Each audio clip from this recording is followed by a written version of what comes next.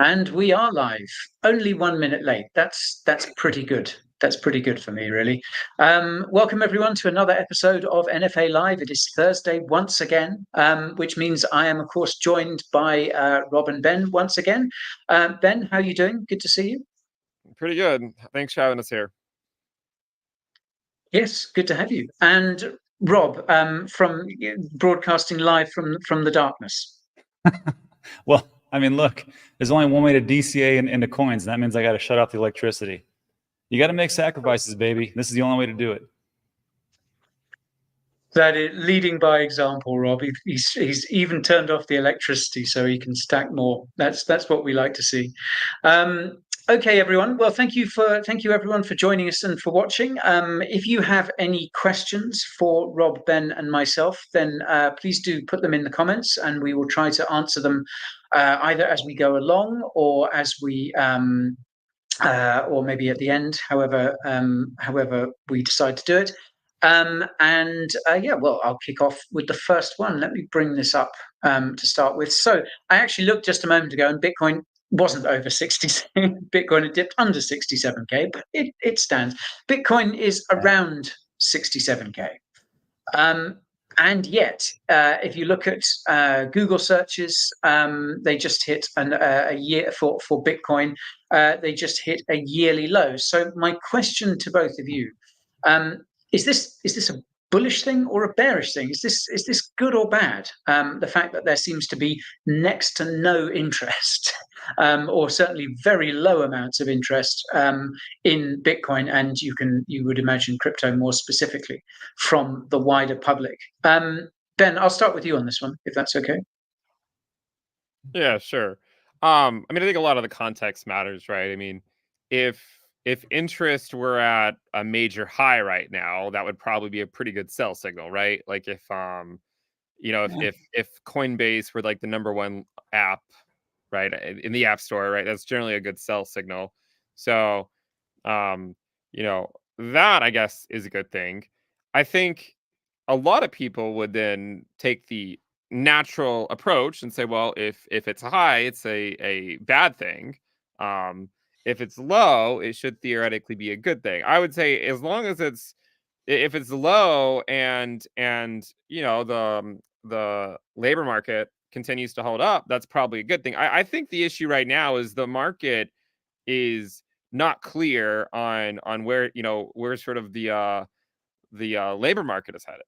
And I think that it could be one of the reasons, and it might not just be the labor market. It could just be like people are bogged down by inflation, and maybe they're just not as interested in crypto because of that kind of stuff.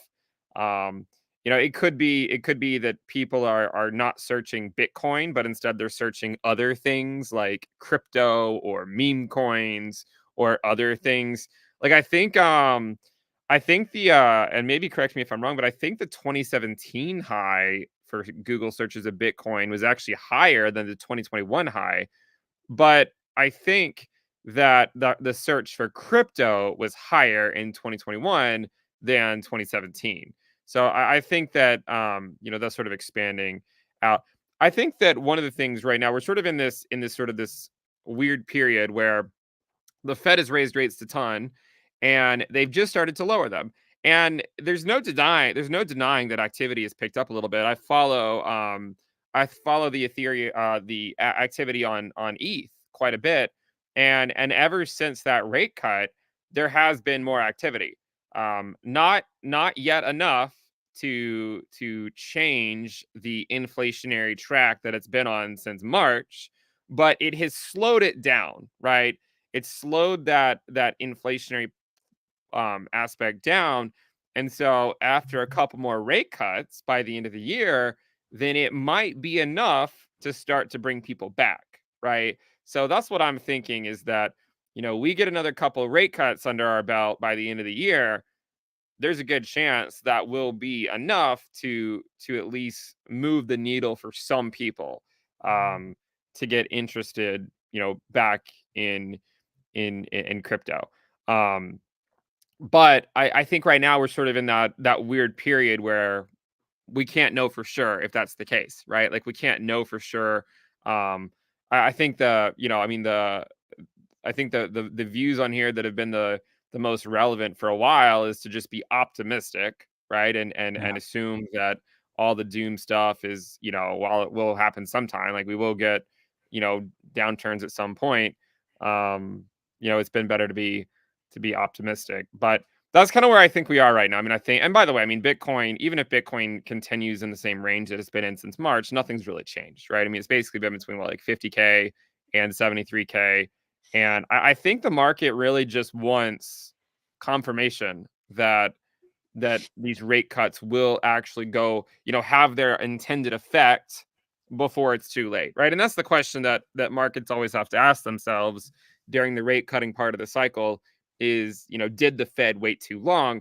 And it's weird. It's interesting because the S&P keeps on putting in new highs. I guess the reason is because I think crypto is maybe a little bit further up on the risk curve than I know, right? We know that crypto's further up. I mean, meme coins are definitely further up on the risk curve than, like companies like Apple and Microsoft and stuff that has like a pretty obvious income stream. But yeah, I mean, I think we're just sort of in the doldrums of. And by the way, I mean, like in in speaking of ETH, I'll never not say it when I get the opportunity, but I actually think ETH Bitcoin is actually in the process of bottoming out over between now and the end of the year. And I know like a lot of people are like, what? That's not what he said for the last 3 years. Yeah, but I mean, look, trends change, and as rate cuts come in, and as QE begins probably next year, I think you're going to see that stuff start to change. It doesn't mean it couldn't go a little bit lower, but I do think that those rate cuts will have that intended effect. And we'll just have to wait, and I think until 2025 to see if interest actually comes back or not. Yeah, I guess as well, like, we kind of celebrated that rate cut last month, didn't we? 50 basis points. It was obviously, the larger of the one that they could have done. But actually, I mean, in the grand scheme of things, I guess it wasn't that big a cut, was it? Like, there's still a very long way to go. Like, and I think the consensus is we won't go to what we had before, to ZIRP, to zero interest rates. So, I guess that maybe a lot of people are waiting to feel, as you say, Ben, waiting to feel the effects of those rate cuts, but also to see, just how much more, because, okay, 50 basis points is great, but like, is that it? Is there more? I guess a lot of people are asking themselves that. Right. Well, in 2019, after rate cuts began, the social interest picked up after 75 basis points of rate cuts. So the first rate cut didn't do a thing. The second rate cut didn't do a thing. And then the third rate cut, coupled with, the QE starting back, social interest started to pick back up. Now, we did get a hard landing, right? But it was pretty short-lived, right? I mean, the market crashed and then it pretty quickly recovered, but it took 75 basis points. I think the only counterpoint, and I'll let Rob take it, is back then when we got 75 basis points of rate cuts, the terminal rate back then was like 2.5%. So 75 basis points of rate cuts was a much larger percentage of the Fed funds rate than 50 basis points is of 5.5%, which was a terminal rate this cycle. So if the market requires just 75 basis points, that's just one more cut, right, in November. If the market requires a commensurate amount of cuts relative to the Fed funds rate, that's 165 basis points of rate cuts, which still should happen. I mean, we're likely, we already got 50 basis points. I mean, 2 more 50 basis point rate cuts would practically get us there. Yeah, very true. You know very what? True. Just to jump on what Ben said, it's kind of amazing because like things are kind of moving. It's weird because things are kind of moving in that direction, especially if we take a look at, because rate cuts, when is the Fed meeting? November 12th, 13th, somewhere around there?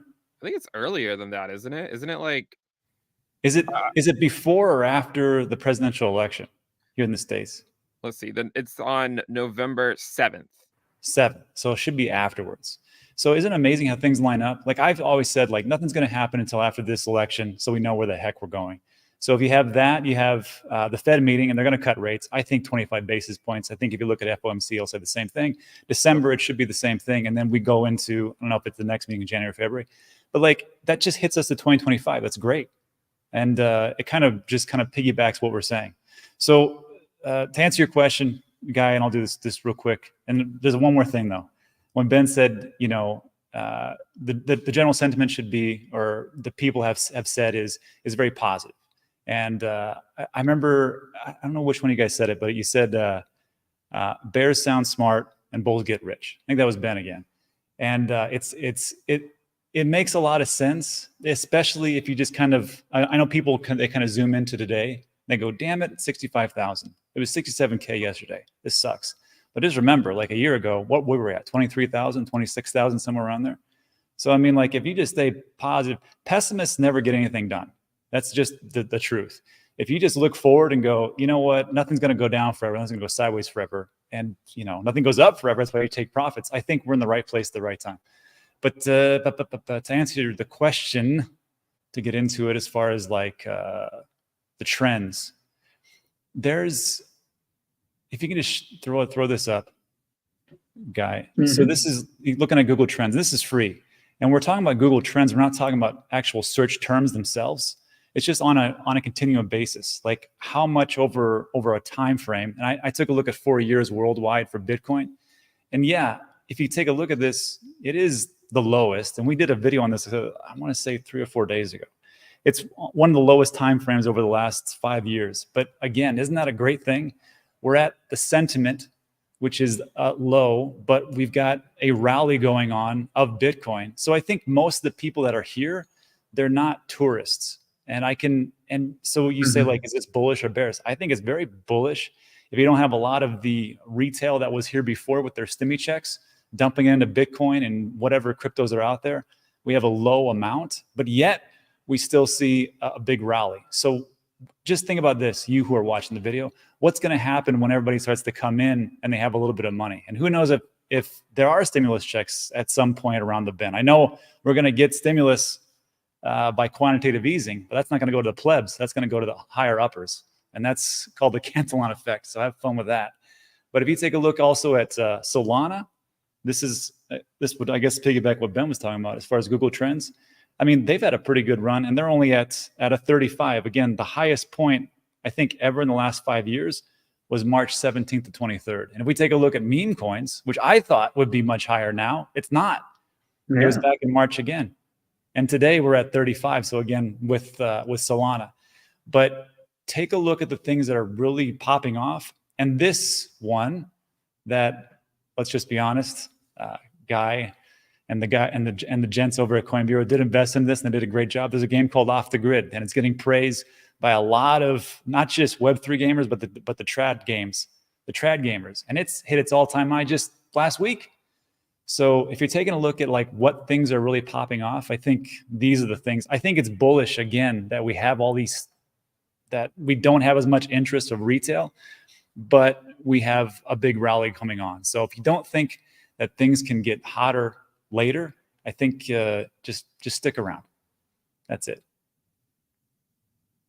Yeah, I think we're at a stage, we're at one of those stages of the market where patience is your biggest weapon, isn't it? Because I've talked about this before, but I think a lot of the time people feel the need to sort of do something in order to feel in control, and it's like, quite often it's just like, no, you just gotta kind of wait this out.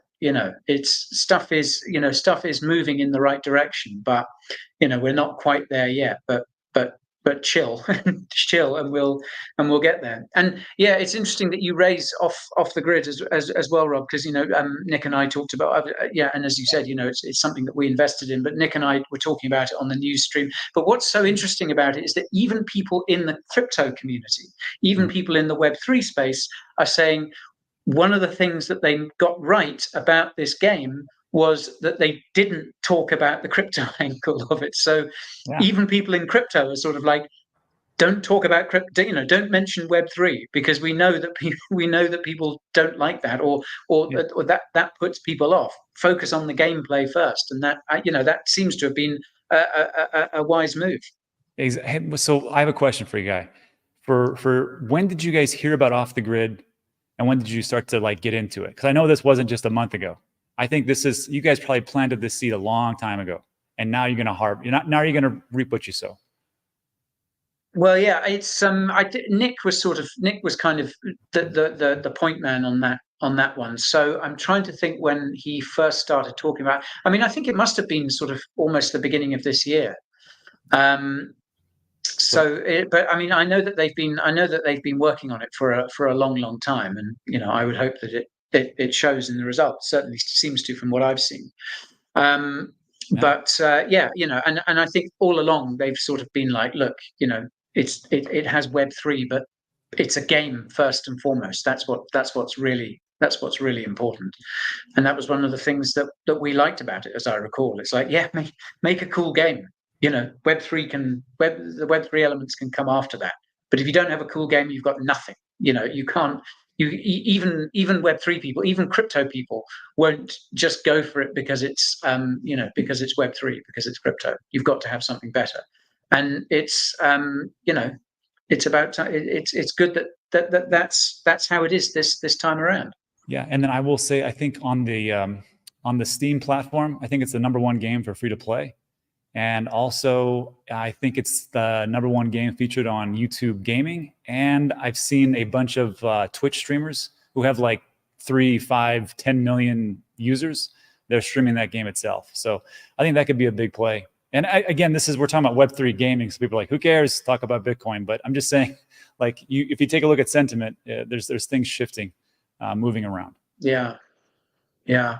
Well, one last thing I'll say, going back to the question of Google searches and how they're a sort of marker for interest more generally. One of the fascinating things that I've been seeing recently is that actually Google itself is declining in terms of its power in the search market.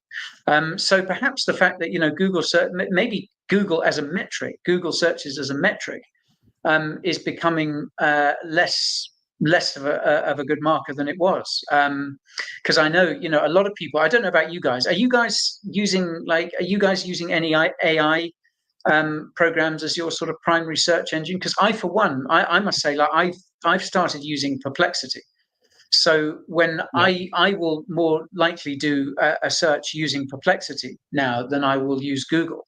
And when you think about it, given how much of a monopoly Google has had in that sector for so long, that's kind of crazy, and there are lots of other platforms besides Perplexity as well. Well, I'll still use ChatGPT, but if we're talking about like crypto related stuff, I use the search engine that is Twitter or X, and I'll take a look through there and whatever the hashtags are, because Google is interwoven with a lot of different apps. I think it's even in Brave as well, in different browsers. But then, and of course, of YouTube.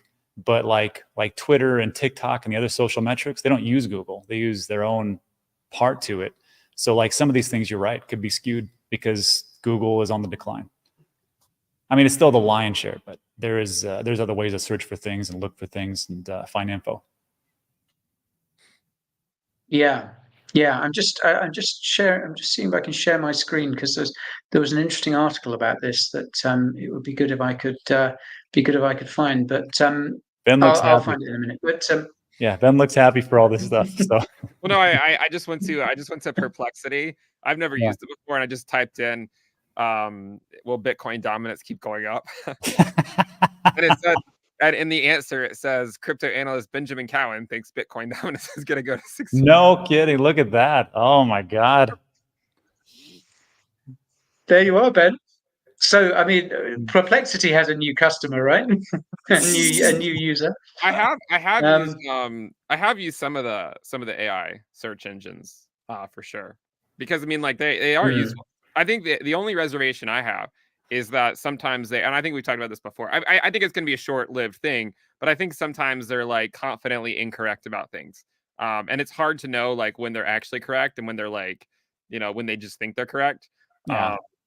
Like, and even like simple questions like I asked it how many letter or how many A's are in the word like friend or something. And then it was like, there are 2 A's in the word friend, like it just like silly things that like it should know, but for some reason it doesn't. But it's great. I mean, I think a lot of that stuff will get worked out really in the short term. And I do think, I mean, I hadn't really thought of that before, Guy, But I think that's actually a great response to the Google trend stuff. Is like, what if the Google trend is falling off itself, right? If Google's falling off, it almost might be more worthwhile if they could normalize it by total Google searches, you know, and that might, or by population. I don't know, normalize it by something, because No, you can, yeah, you can do it. You can take a look at by Google searches, by monthly, by location, but you have to get into their ad platform. Well, not by location, but I mean, even at any given location, if fewer people are using Google, I'm just saying, like, is there a way to normalize it by active Google users?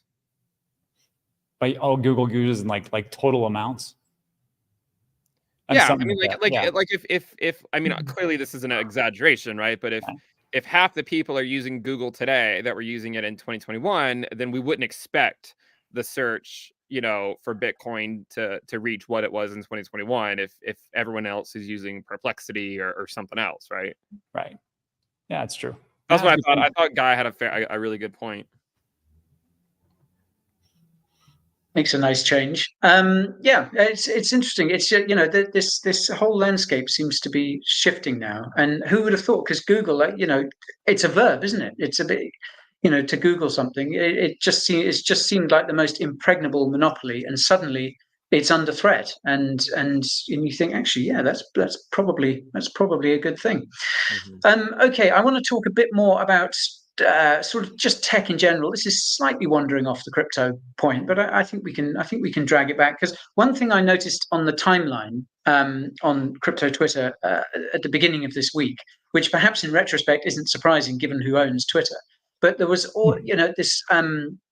these amazing videos of SpaceX catching this falling rocket booster, and, you know, people just going absolutely wild over it. And I mean, it does, you know, I don't know anything about this sort of technology, but it looked incredibly impressive, you know.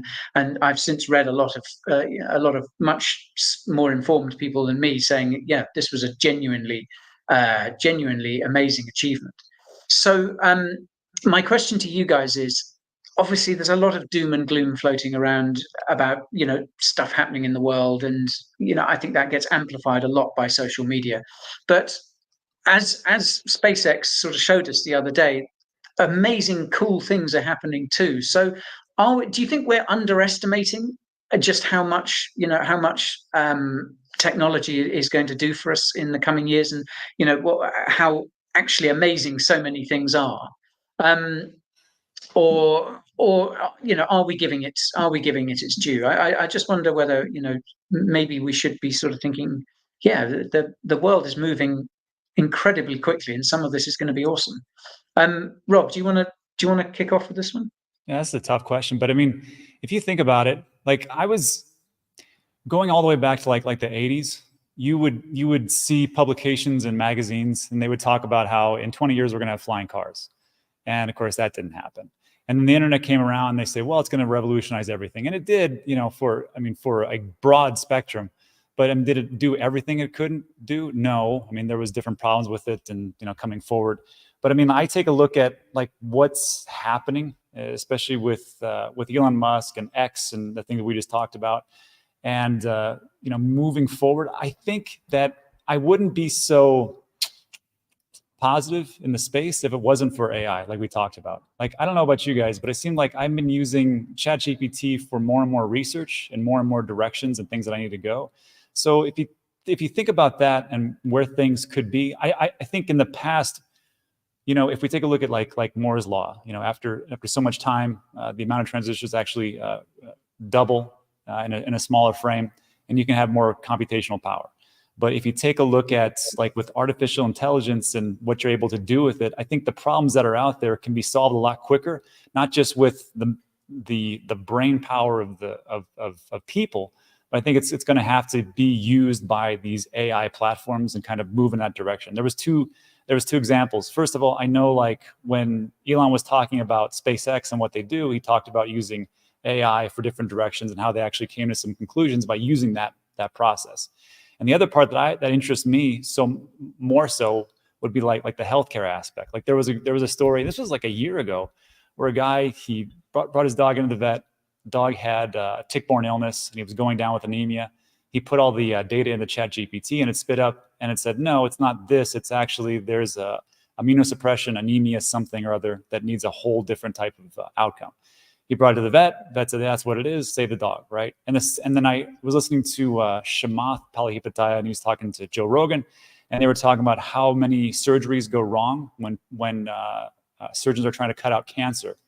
And he said for all those different surgeries, 70% are successful, 30% they miss the margins. So what they're doing now is they're sending that over to a lab.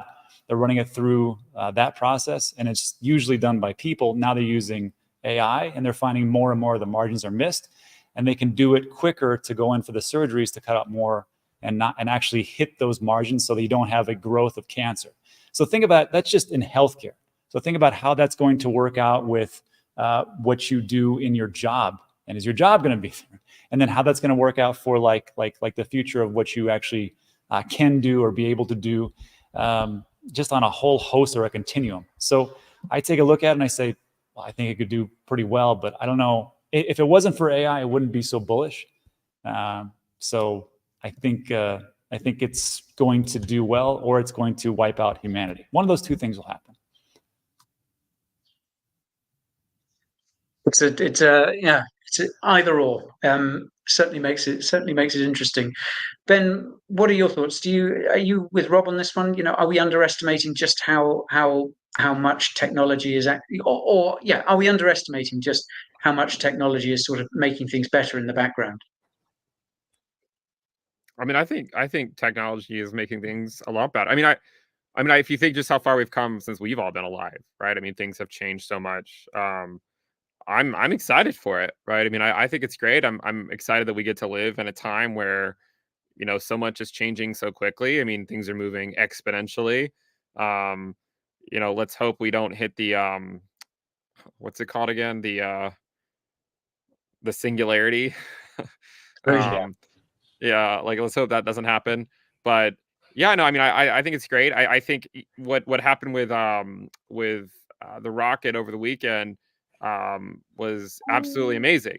I mean, this is something that will actually help make space travel a lot more affordable in the future. Obviously, in the short term, it's not going to have major implications in the short term, but over the long term, like a couple decades, I feel like it's gonna be a huge thing. And I think we're gonna look back at it and be like, yeah, like that was a big turning point when we realized, or when we proved that a lot of this stuff can actually be reusable, and you don't have to start from scratch every single time, because that's what they would basically do, with like the Saturn V rockets and all from decades ago, is you couldn't like reuse the stuff, which makes it very impractical, and that's one of the reasons why we haven't really been back to the moon since 1972, is because it's cost prohibitive. And you can't. I actually interned at JSC for spring 2011, and it was kind of depressing for a lot of the people there, not only because of the bureaucracy. Basically, every time there's a new president, that president comes in, axes all the projects that the previous administration had them working on, and they make them work on something else, which is very difficult when you're a scientist and you just you want to keep working on the projects. But it was just cost prohibitive. Like, you couldn't. It's not that we can't go back. It's just that we went and it wasn't very economically viable. And I don't know if I've told you guys this, but there was always a joke about what the last astronaut should have said as they were leaving the moon, as the lunar, as it went back up into space. They were like, they should have said as they were leaving, "What just ran behind that rock?" And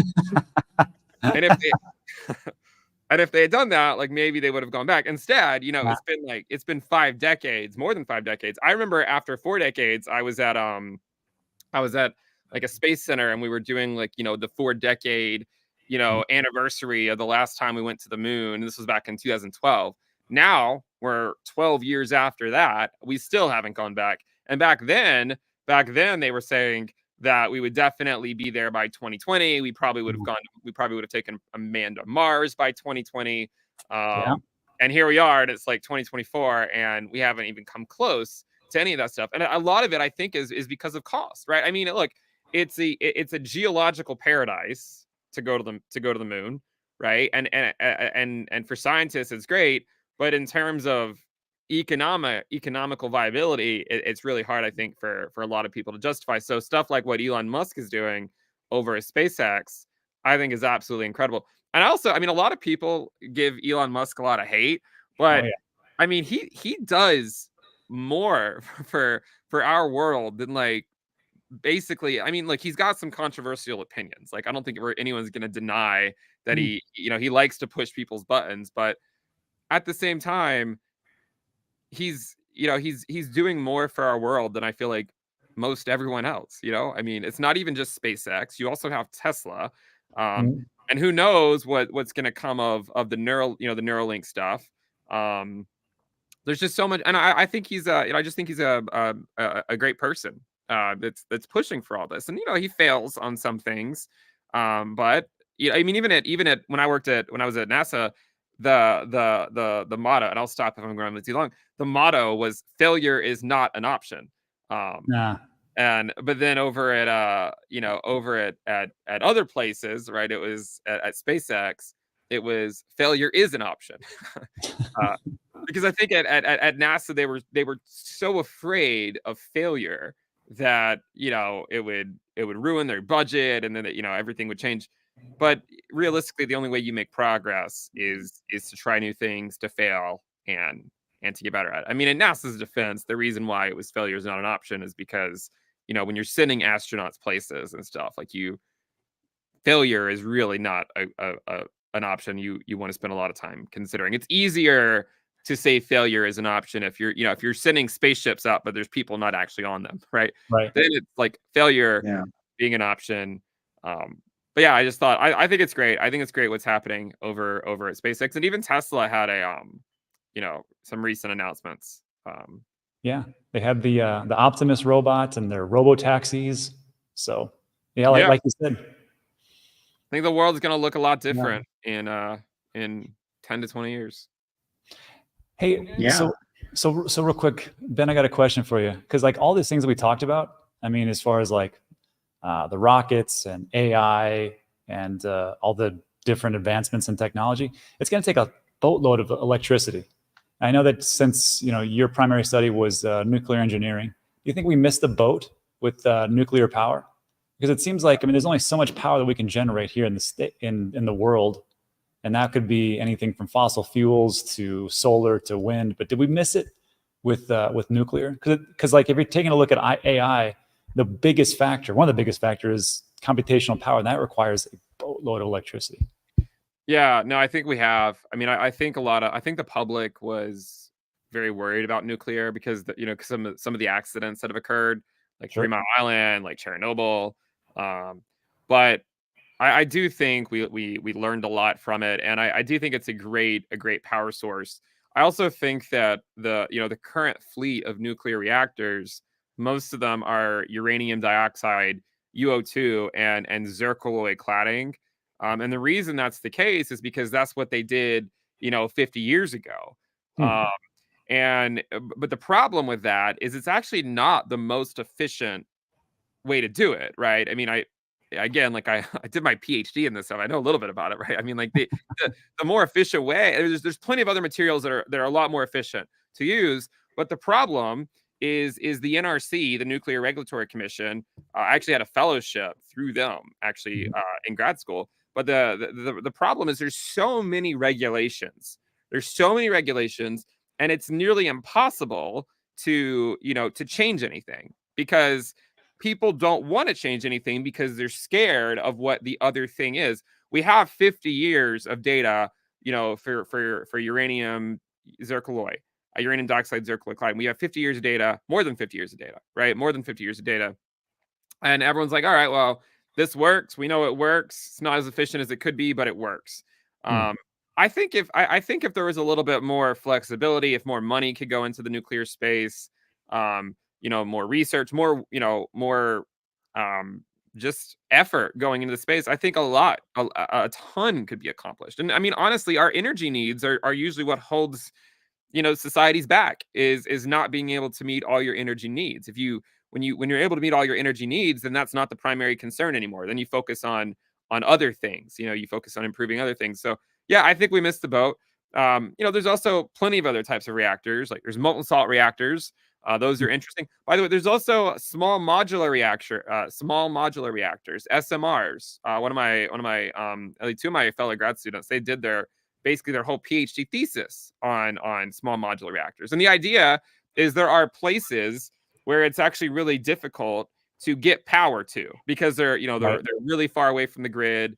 So what you can do is you develop a small modular reactor. It's not very big. You can literally fit it on the back of an 18-wheeler. You can put it on the back of or maybe something slightly bigger, but you could fit it on a vehicle on the road, and you can transport it to where it needs to go, and then it could theoretically just sit somewhere and provide power for 10 to 20 years, right? No issues. But again, I mean, these are all things that I'm not saying we won't ever get that, you know, go in that direction, but I feel like it was a misstep. And had we gone in that direction, you know, 20 to 30 years ago, I think we would be much further along. But instead, everyone got scared. We focused on other things, and now I feel like we're pretty far behind. And nuclear fusion, I mean, I'll stop. We're getting off topic. I would literally talk about this for hours. So let's get back to the main topics. No, that was great, man. Thanks. I would listen to you for hours on this, but I think it's fascinating. I don't think the viewers want to hear this. Let's get back to crypto. We should drag it back to crypto some way. Nuclear powered crypto mining. But well, have you seen that? I think it was Google the other day just signed a deal to have a reactor built to power some of their data centers. You know, because going back to what you were saying about AI and, you know, needing all this power, Rob, like I think they're reactivating the 3 Mile Island plant for, I think, Microsoft in order to power one of Microsoft's data centers. So I think people are coming back round to it. I read something the other day that apparently, I think it was in the 50s or something, Britain was the sort of leader in nuclear power. We had more nuclear reactors than the rest of the world combined at one point, and we haven't built a new one for something like 50 years. It's crazy. Wow. And now, if you want to build, like they are building a new one in the west of England, near where my wife's from, and it's years and billions of pounds over budget. But you know, it's got to happen. It seems to be the way. Fusion. If we can figure out fusion, that would be the holy grail, like economically viable. Because fission is what all these reactors are using. But fusion would completely change the game. And there have been some advances recently in the fusion space where they actually were able to keep a reaction going long enough, but to sort of like a proof of concept type of thing. But yeah, I mean, the issue is that it's really expensive. But if they could get it to work, that would, I mean, honestly, if they could get fusion to work economically, look, it's my background. I would say that would be a bigger deal than AI. I would. Because that would be perpetual energy for free.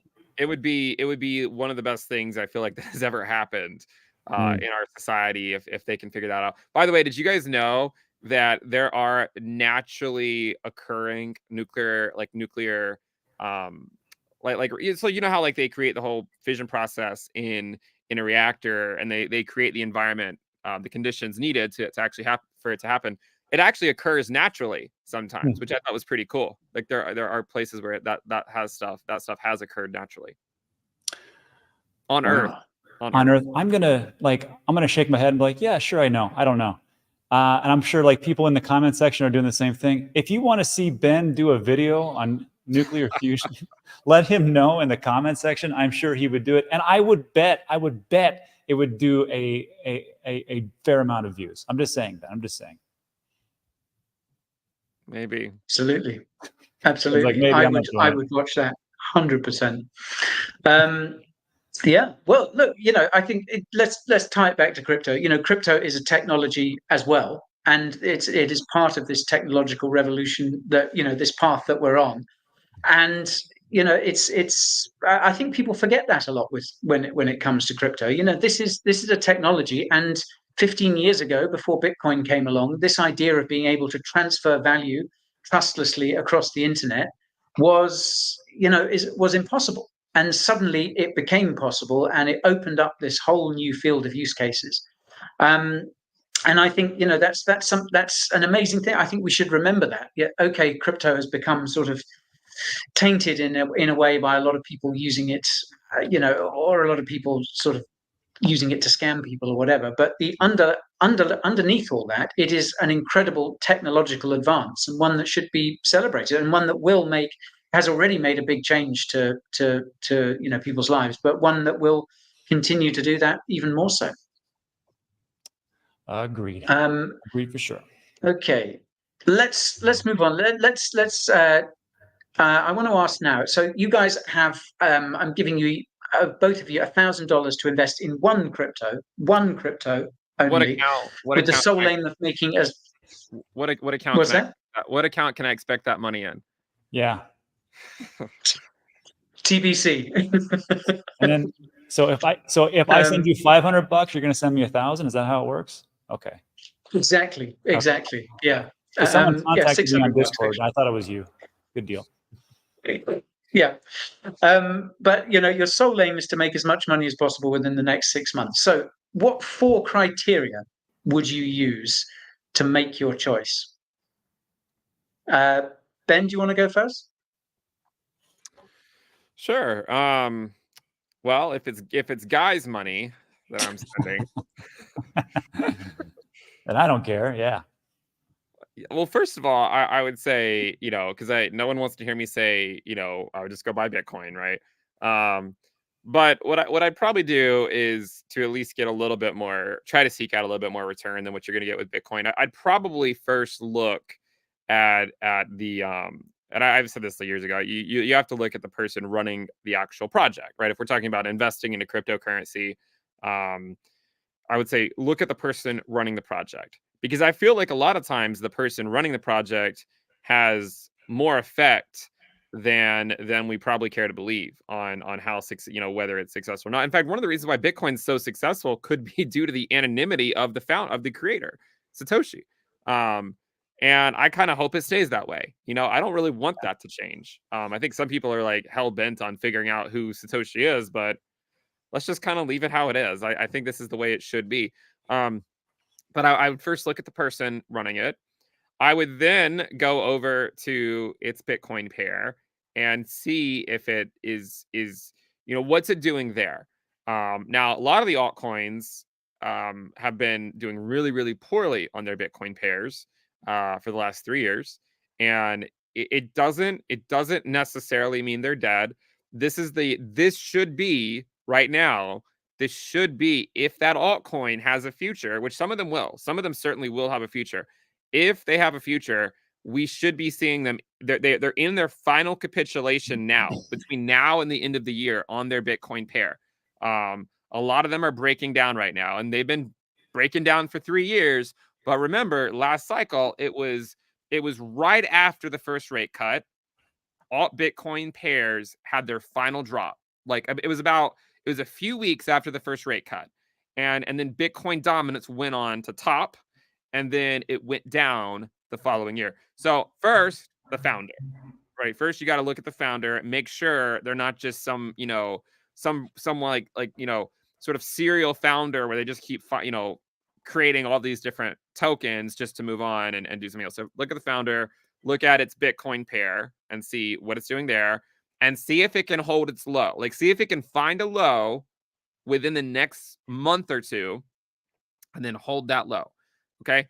And then the third thing I would say is I mean, I think the tokenomics and, you know, is relevant, right? You don't want to get into a project where, you know, where 80% of the tokens are held by the creator. You know, you don't want to get into a project where your tokens are locked up, but you know, the founders are not. You know, like that happens sometimes. Maybe the fourth thing is I would go see what Coin Bureau Club has to say about it, because if I'm being completely honest, I am so out of touch with the altcoin market at this point. And I've missed some really good rallies in the altcoin market, and I've also avoided some pretty big dumps by some altcoins, especially on their Bitcoin pairs, by just sticking with Bitcoin for the last 3 years. I know that's something I was willing to accept 3 years ago. I'll miss out on some, but at least the Satoshi valuation will go up or it'll preserve the Satoshi valuation in my portfolio. What I would say is, if you're going to take a big risk, right? And here's the thing: no one can time the market, including and especially myself, right? But if you're gonna take a big risk and you got $1,000 to put in, I would say, if Q4 does not give people what they want, right? If we're sitting here in December and Bitcoin still hasn't broken out, and Ethereum just gets rejected, because again, and I'll say it one last time, right? In 2016 and in 2019, when ETH Bitcoin broke down in the summer of those years, which is exactly what it did this year, ETH then bled through the end of the year, right? A lot of people are looking at ETH right now like, why is it so weak? It was exactly like this in 2019, and it was exactly like this in 2016. And in 2019, Bitcoin went up in Q4, or sorry, in 2019, Bitcoin went down in Q4. In 2016, Bitcoin actually went up in Q4. So I'm arguing that it could stay weak regardless of what Bitcoin does for the next 2 months. But I would say, if you're wanting to take on a risk outside of Bitcoin, I would maybe take a good look at ETH around the first or second week of December. And if it plays out like 2016 and 2019, that's probably as good of a valuation you're going to get on Ethereum, for the 6 months following that, at least, if probably longer, right? Probably 6 to 12 months. But that's what I'm looking at right now. I honestly have not spent a ton of time looking at other cryptocurrencies. I've just been knee deep with Bitcoin for the last 3 years. Just venturing out into ETH feels somewhat exotic to me. So I just think, look, ETH Bitcoin has gone to 0.03 to 0.04, right? It's finally made it there, and it's been heading there for 3 years. It's finally there. It usually takes it a few months to really turn around, and it could go a little bit lower. But I think by the end of the year, if ETH Bitcoin, if that support is looking solid, which I think it will be by the end of the year, and if ETH USD is in the lower regression band, I would just put the money on that and wait a year, and it would probably be doing pretty good. Yeah, I can see that. Hopefully at the end of the year, it'll do pretty good. I will say, Ben took my thunder, because I was going to say the exact same thing about Coin Bureau Club. So not to shill anything, but like when you go in seriously, when you go in the club, like there's research that I don't have privy to. I don't have time. I don't have a team like Guy does. So I just go there, and I will say, like, Sui or Sui? How do you say it? Well, we were told by one of the founders that it was Sui, or he pronounced it as Sui. But then other people working for it say Sui. So you can have it either way. No. So I was having a discussion with all my members about this, or all my subscribers, and they're like, it's called Sui, it's called Sui. I'm like, I will not call it Sui, because that's how you call pigs in the Midwest. I'm not going to do it. So it's Sui. Thank you, Guy. I appreciate that. So okay, to get to this point is, if we look out at 6 months, right? So we're past that presidential election, like we talked about. We've got 2 rate cuts. So we got a total of 100 basis points, and we're into Q1 of 2025. And then we go into Q2, which would be like April, right? So roughly. So I know with Ben says, we talk about 2019 and Ethereum. I kind of think about this, and this would go back to circle around back with the Google search engine, because we know it's dropping off, because there's other search engines that are being used. People are using different things, ChatGPT and so on and so forth. Like, I take a look at Ethereum, and like, it's just kind of stuck there. And I know that there's still $111 billion, according to DeFi Llama, that's TVL, or total volume locked up. But I take a look, and there's also a lot of outflow, or some outflow, going into Sui and also going into Solana. So I kind of wonder sometimes, like, is Ethereum really like the big thing that people are betting on? There's a lot of institutions, there's Visa betting on it, but I kind of look at it like maybe that's just an old way of thinking, and maybe Ethereum is not going to do so great. I can't stand layer 2 solutions, and I can't stand the fact that there's like 20 of them out there. So for that, I really can't get into that ecosystem. I'll hold on to it, but I don't get it. If I had to do 6 months or so, I would take a look at 4 things, and this would jump back with Ben: community, utility, team, and tokenomics. I want to make sure that, you know, they have some kind of community it's building and they're not just dumping like crazy. The utility, of course, what does it do? But sometimes, like, I've had people on my show or on my subscribers are like, you know what? I did a ton of research and I looked everywhere, and you know what outdid everything was Shiba, or it was Pepe. And I'm like, yeah, exactly. So like, you do all this research and it's got to be very frustrating because you're like, I'm doing my due diligence, like these guys, we talk about, it didn't really matter. So sometimes I just think to myself, you know what? And then talking about, you know, the team, you know, who's behind it, but the tokenomics, there are people that we have got major unlocks coming on some different cryptos and some don't. But I will say, and people they're free to dispute this, but you know, with a lot of these meme coins, especially the ones that have been around for a while and have had major drops and have come back, the circulating supply and the max supply are the exact same thing. There are no unlocks, and it's just out there for everybody. So sometimes I take a look at them like, maybe that's not the bad way to go. So I will say, like, if there's a gun to my head and like, you got to make the most amount of money or your entire family dies or something, you know, crazy like that, I can't put it in Bitcoin, because what can Bitcoin do? Bitcoin is the most steady, but can it make the most impressive gains? No, I don't think so. And like I've got a price prediction between $5 and 500,000, so who knows? But if you take a look at, I would go down farther the chain. What is the narrative? I mean, with Solana, it's made some pretty big plays. I would go there. If you think, like, people will say, well, Cardano's a good one, it's got a great community. That may be true, but it hasn't done much moving forward. And I hate to say that. I love it to do well, but it just hasn't. And even Charles Hoskinson has come on in one of his live streams and said, look, we've missed the boat on marketing. We missed the boat on a lot of things. And we're building, but who knows how long it's going to take. So I got to pass on that one. SWE, I would probably get into that one more so, because if you just take a look at the market cap, where is it now? 22, 23? It's like something like that, yeah. Yeah, it's like 1/10 the market cap of Solana. And if you think it's a Solana killer, then why wouldn't you just go that route? And if you really want to go even further down, why wouldn't you just get into some meme coins and just go, look, I don't know where it's going to go. I know people will say, like, that's gambling, but if you're trying to make the most amount of money and you're like, okay, well, this is all gone, I can invest more than I can afford to lose. Maybe you look at that, because I keep telling, I think that as much as we make fun of it and we poo-poo all over it, it's meme coins could be the next big thing. I did the same thing with NFTs and thought it was ridiculous, and look how wrong I was there. So for this one, I would say I would look in that sector. But then look at NFTs today. Yeah. Well, but that's just it. See, like if we're looking at NFTs today, you're right. But the thing is you got to take those profits. And if you don't take the profits and just write them up, you're like, oh, I have this JPEG on Amazon Web Service that I don't even own it, but I'm going to hold it forever. That's ridiculous. It's the same thing with meme coins. You got to get rid of that stuff at some point, but there's money to be made. And that's, I was going to say, I love your tweets where you'll be like, the one sure thing is I will dump on you.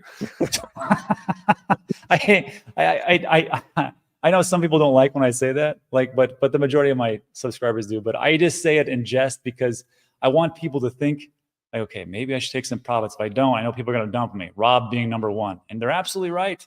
I will do it. So, but just take profits. I just don't want people to be like round trippers, like we've all done in our past. That's all. Yeah. That's sound advice. You know, round tripping is something that I think everyone's done it, and that's one of the big mistakes I've made from previous cycles, and I think of all the mistakes I've made in previous cycles, it's the one I'm determined not to make this cycle, to the extent that, you know, I won't lose sleep about taking profits early and then missing out on, like, you know, the second leg of a pump, because, like, you know, it's I know what the other side of that looks like. Great. Great answers, guys. The only thing I would add to that is a criterion to look for in a, if you're looking to invest in a crypto over the next few months. When retail comes back, when we do get this flood of new market participants, bear in mind that most of them will have no idea how to use some of the more exotic exchanges. They certainly won't have any idea how to use DEX. Yeah. So if you're considering a coin, does it have good exchange support? Is it available on big popular exchanges, the likes of Coinbase and Binance? I'd say Kraken as well, because it has access to the US markets. Do these big exchanges support it? Because they will be the places where so many people flood to. And if people can't get hold of a thing, they can't buy it, and the price won't go up. So that, I think, is something to bear in mind as well. Just it sounds a bit cynical, but that's the game. So exchange support is a very, very important metric. Okay, just very quickly, because I noticed we're coming up on the hour. But very quickly from both of you, what one piece of advice would you give to someone about to take their first steps in the cryptoverse? Because we know that there are going to be a lot of new people before too long. What would you say to them, Ben? Just start with Bitcoin. I would just say that.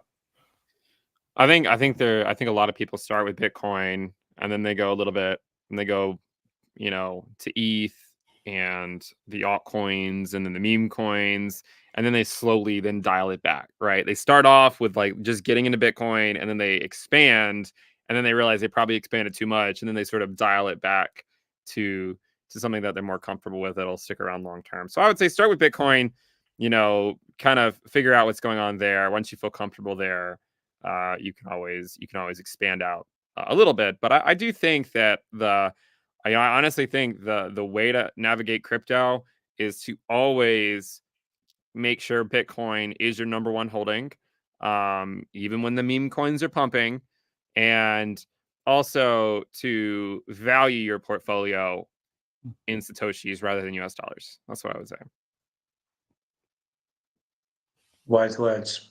Wise words. Thanks, Ben. What about you, Rob? What would be your one piece of advice for someone new to crypto? Real quick, I tell them that you will lose everything and that you shouldn't get into crypto. And that's essentially what I say. And the reason why I say that is because I used to dole out advice in 2021. And I had a lot of people who were like, what the hell happened, bro? Well, so now I just say, look, it'll probably appreciate rapidly, but you're going to lose everything. So I wouldn't get into it. And the majority of people are like, that's it. Okay. But then there's always a couple that will come back and they'll say, well, how can I make those gains? And that's when I say pretty much what Ben says. Okay. If you can take Bitcoin and hold it for 4 years, that's good. But if you can't, you're going to lose everything. So just start with that. And that's pretty much the only thing I say, because I'm tired of trying to help everybody. I'm just like, you know what? I don't want to be that person. So just go away. I'm a jerk. Can someone clip that? Thanks, Rob. You can clip all you want, because I want people who are not weak paper hands, and I want people to stick around. If you're strong enough to go, okay, well, tell me more, then I'm like, okay, this guy or gal's got what we need. But the other ones are they're just tourists, and I don't want you. I love Rob's like brutal honesty on Twitter. That and my I have the greatest fans posts. Those are my favorite. Oh yeah, I love those. Actually, you posted something the other day. It was a YouTube comment, and I was like, let me get my popcorn, and then I read it, and it wasn't your fan post. It was like something else. Oh, it was actually something it was about John Deaton, about how no one really knew he was a lawyer, and I said, John, you should really do that. But the other stuff is good. People call me a moron, retarded potato, whatever. Yeah. I think we should get the fan comments more frequently. Oh, they're great. Yeah, good stuff. Good stuff. Yeah, I quite enjoy, now that we do the news live, I quite enjoy winding Nick up with some of the comments that we get, because I sort of screen the comments as we're doing the stream, and people have been comparing Nick to the lead singer from Nickelback, yeah, I could see that. Hey, does see it. Does Nick ever get worked up? He doesn't seem like he ever gets like really ticked off or anything. Pretty even kilter, kind of like you. You do occasionally hear the odd sort of explosion. I think he's got a very short temper when it comes to sort of, you know, he's had to deal a lot with some, you know, kind of some of the bureaucracy out here, and, you know, just sort of dealing with kind of company matters. And sometimes it's just sort of like you hear him blow off a bit of steam, but generally he's quite chilled. He's quite sort of even tempered. Did you see that there was like a parody video of Nickelback, like their song, the Photograph song? Yeah. Like, look at this photograph. Yeah. There was a parody video of it related to like crypto a while back, and it started off like it was like, look at this chart instead of look at this photograph. I thought it was funny. Maybe you had to see it. I got to see that. I'm sure it's out there. I'm sure it's out there. Let me see. Yeah. Good old Nick and Nickelback. Okay, I'll just bring up a couple of comments and questions. Did you guys see this? Italy now 42% capital gain tax on BTC. That could be one of those bullish signs. You know, the Italian government, they're waking up to it. You know, maybe that's a sort of contradictory sign. Someone else was asking, I remember someone asking about gold. Guy recently said he would probably buy gold during the next bear market. How would you buy it? Would you buy Tether Gold, XAUT? I would actually buy Pax Gold, Pax G, because Paxos, not that I don't trust Tether, but Paxos is very heavily regulated, and it's gold. The gold backing Pax G is kept in Brink's vaults over in London. And so, yeah, Pax G has been around for a very long time, and I have no reason to not to trust it. I've got some, but I have it in my Roth IRA with iTrust. But then if but if I'm going to buy it, like buy it without an I would just go and get the physical part, because I can get that here. So and Costco. Yeah, there you go. Costco. Just do Costco. Get a hot dog. It was wild, wasn't it? Costco's, yeah. Costco started selling gold bars, and they sold out in like record time or something, didn't they? I don't know about that, but there's a reason why gold's at an all-time high. Maybe it was Costco. Gold's doing pretty well right now. Yeah, exactly. Probably because it knows QE's not that far away. That's exactly right. I don't buy. I mostly just buy, and I'm like, I feel like a hypocrite, honestly, but I mostly just buy the ETF for gold, like that, that sort of stuff. But it's funny because, like, there's people that feel just as strongly about owning your own gold as we would feel about owning your own Bitcoin, and not owning it through an ETF. Like, it sort of defeats the purpose if you're just going to hold the ETF. Like the value proposition of gold is not because you're holding an ETF, right? It's because you're actually holding like the physical gold. Just like that's the value proposition of Bitcoin, not your keys, not your Bitcoin. So to some degree, I feel like I'm a hypocrite in that regard. At least you're honest. One of the only honest YouTubers out there. Amazing. See? And then, Ben, did you see that in the comments? Someone wants you to do a nuclear power video. I would watch that one, especially the one where you talked about like the smaller plants where you can actually move it around. Oh, small modular reactors. Small modular. It kind of sounds like what Nikola Tesla had in mind for electricity. It wasn't one centralized power plant. It was power plants that was put in these different neighborhoods, and they could power across the whole spectrum.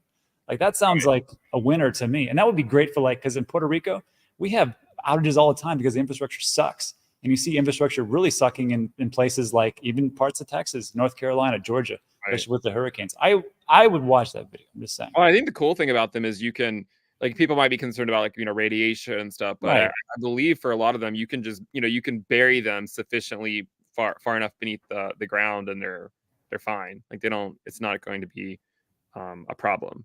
Well, and that's what everybody talks about, but the waste. But there was a video I watched about a year ago. I forgot the guy's name, scientist as well. And he said, we already solved that problem. And he goes over like 20-25 minutes or so about what they're doing now and how they should have actually moved forward. Right.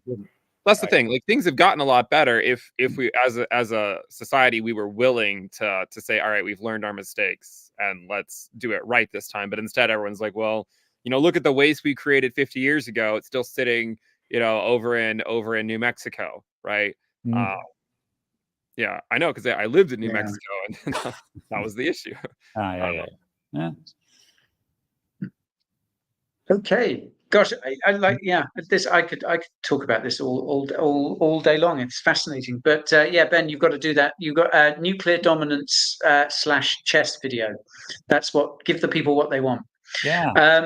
And one final point, 312 girl asking, is this every Thursday? Well, yes, it is every Thursday. Yeah, we've been pretty consistent for the last few months, I think. But we switch around, so we share it around different people's channels. So I was hosting it this week on More Coin Bureau. Next week it is Ben. Yeah, Right? it's going to be a good week. We nailed it. You had a 50-50 shot. I was pretty sure, but I was so scared of your disapproval if I got it wrong, Ben, that I got nervous. So yes, next week we will be on Ben's channel, Into the Cryptoverse. So please do join us then. And yeah, who knows? I mean, maybe we'll be celebrating a 70K BTC by that point. Maybe we'll be celebrating 60% Bitcoin dominance. Hey, what is it at now? I saw on Cointelegraph it was 58.4 or something like that. What are we at now? 58.87. Rob. Oh my God. Yeah, that was so yesterday. But today, imagine if it does hit 60 within like the next week or so, and it's on your channel, Ben. Imagine if it hits 60, and I'm like, all right, finally, and then it just keeps going up. You're like, hey, wait, stop. Yeah. ETH has to come home. More likely to overshoot it than not reach it. You know, like I think it will reach it. Like I'm really confident it will reach it. But you know what? I'm thinking like no one really, like if it goes over like 61 up to 65, would anybody be upset in this panel and the people watching? Because most of us put a lot into Bitcoin, right? Right. No, I mean I don't think it would be an issue at all. But I do think it will top within the next like couple of months or so, whatever that number is. I think 60% is good a guess as any. Pretty close. Yeah. 58.8. Yep. All right. Well, if during next week's stream you turn on and Ben has got his party hat on and the sound of champagne corks popping is audible on the stream, then you'll know that Bitcoin dominance has gone over at 60%, and yeah, we'll just have a wild freewheeling party of a stream. I'm looking forward to it already. I'll take it. Maybe Ben will use that box behind him and make a new desk. Who knows? I have a desk. No, but you can make a new desk with that beautiful box right beside you. I finally have a real desk for like the first time in years. Oh, that's the reason why the Bitcoin price went down for that week. Yeah. Yeah, I think I got this desk. It was several months ago. All right. Wow, the good, even better times are ahead. All right, everyone. Thanks for joining us this week. Thank you, Rob, and thank you, Ben. Great to see you guys and get your insights as always. See you next week on Ben's channel. Thanks, everyone. See ya. See you guys. See you soon. Okay.